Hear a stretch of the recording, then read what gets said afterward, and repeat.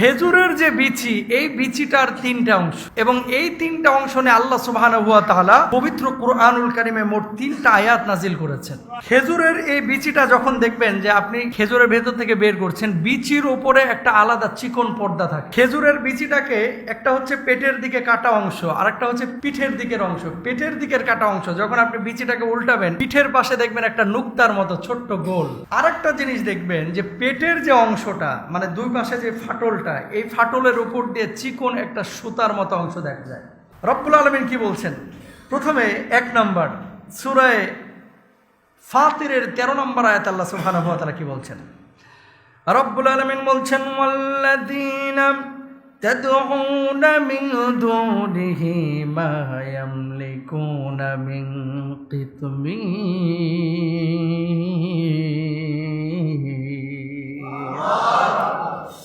আর তোমরা আল্লাহ ব্যতীত যাদেরকে ডাকো, তারা খেজুরের আটির আবরণের অধিকারী নয়। মূর্তি পূজা আমার বাংলাদেশে অনেক ভাইরাই করে, ভারতের অনেক ভাইরাই করে, পশ্চিমা বিশ্বের অনেক ভাইরাই কিন্তু মূর্তি পূজা করে। যে সমস্ত মূর্তির পূজা করা হয়, এই মূর্তিগুলোকে পাথর দিয়ে মানুষই বানায়। এই পাথরগুলোকে যদি বলা হয় খেজুরের বিচির ওপরে যে আবরণটা আছে, যে পর্দাটা আছে, এই পর্দাটা তুমি বানাইতে পারবা নাকি, সেই সক্ষমতাও সে রাখে না। যদি বলা হয় আমার জন্য একটু পানি বানাও, সে বলবে যে আমি পারবো না। যদি বলা হয় তুমি নিজের শক্তিতে দাঁড়িয়ে থাকো, ওটাও পারবে না। কথা বলেন না? এই যে মূর্তি যে বানানো হয়, পেছন দিয়ে কিন্তু একটা ওই বাঁশ টাস দিয়ে দাঁড় করায় রাখা হয়। কথা বলেন না কেন? আর যে সমস্ত মূর্তিকে খাবার দেওয়া হয়, ভোগ দেওয়া হয়, এই খাবার কিন্তু মূর্তি খায় না। মূর্তির আশপাশে যে চামচাগুলো থাকে, এই চামচাগুলো খায়।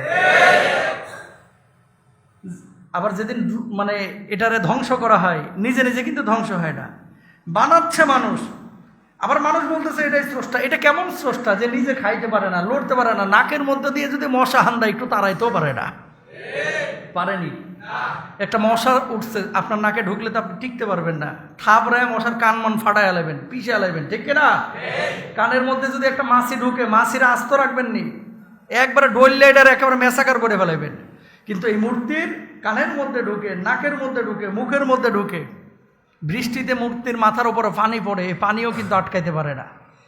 সেই মূর্তি আপনার ভাগ্যের পরিবর্তন কি করবে? আল্লাহ রাব্বুল আলামিন সূরা ফাতিরের এই 13 নম্বর আয়াতের মধ্যে বলছে, যার উপাসনা তোমরা করতেছো নিজেই নিজের স্রষ্টাকে বানায়া, সে কখনো স্রষ্টা হতে পারে না। খেজুরের বিচির ওপরে যে আবরণটা আছে, এটা তো লোহার মতো শক্ত। শক্ত না নরম? ফু দিয়ে এটার উড়ায় ফেলা যায়। আল্লাহ বলতেছে, এত নরমাল একটা উদাহরণ দিচ্ছি যে ও এই খেজুরের বিচির আবরণটা পর্যন্ত উঠাইতে পারবে না, নাড়াইতে পারবে না। আল্লাহু আকবার।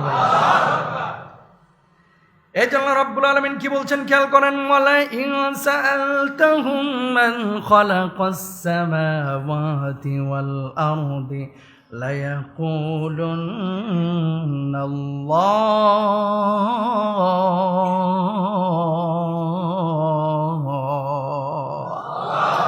রব্বুল আলামিন বললেন, এই দুনিয়ার জিন্দেগিতে যত সৃষ্টি জীব আছে, গরুকে হোক, ছাগলকে হোক, মাছকে হোক, গাছের পাখিগুলোকে হোক, গর্তের পিপিলিকাকে হোক, এই সমস্ত সৃষ্টি জীবকে যদি জিজ্ঞেস করা হয় তোমাদের স্রষ্টাকে, সবাই সমস্বরে জবাব দিবে, আমার স্রষ্টা হচ্ছে একমাত্র আমার আল্লাহ। ঠিক কিনা?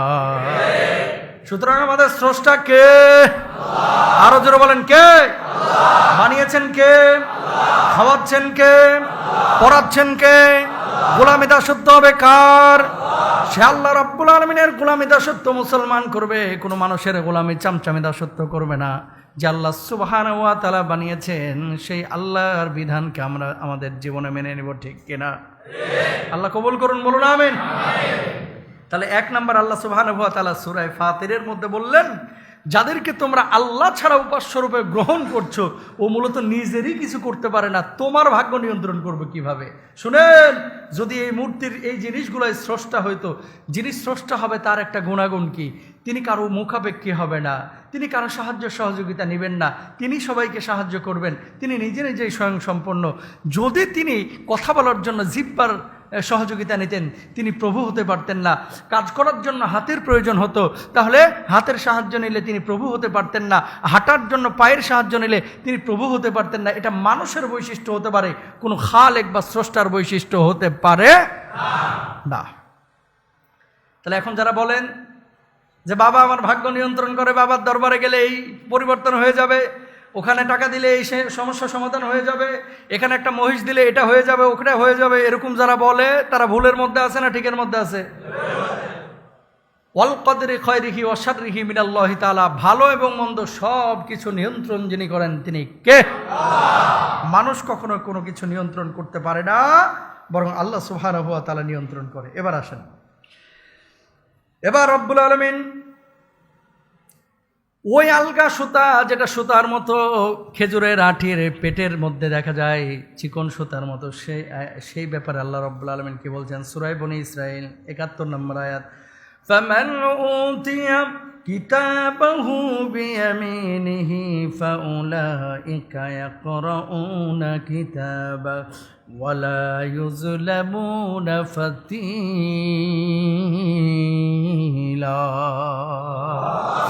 রব্বুল আলামিন বললেন, যাদেরকে তাদের ডান হাতে আমল নামা দেওয়া হবে তারা নিজেদের আমল নামা নিজেরাই পাঠ করবে এবং তাদের প্রতি ফাতিল পরিমাণে জুলুম করা হবে না। কিয়ামতের ময়দানে আল্লাহ সুবহানাহু ওয়া তাআলা মুমিনদেরকে ডান হাতে আমল নামা দিবেন, যারা নামাজ রোজা করেছে, হজ যাকাত করেছে, আল্লাহর গোলামি স্বীকার করেছে।